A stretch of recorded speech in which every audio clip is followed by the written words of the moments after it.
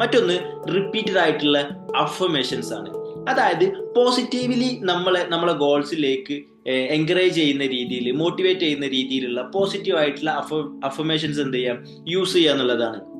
നമ്മളെ കുറിച്ചിട്ടും I am capable, അതായത് എനിക്കതിനുള്ള കഴിവുണ്ട് അല്ലെങ്കിൽ എനിക്കതിന് സാധിക്കുമെന്നുള്ള രീതിയിൽ നമ്മളെ സെൽഫിനോട് തന്നെ, മറ്റൊരാൾ നമ്മളോട് പറയാ എന്നതിലുപരി നമ്മളെ സെൽഫിനോട് തന്നെ എന്ത് ചെയ്യുന്നതാണ്, സംസാരിക്കുന്നതാണ് എന്ത് പോസിറ്റീവ് ആയിട്ടുള്ള അഫർമേഷൻ എന്നുള്ളത്.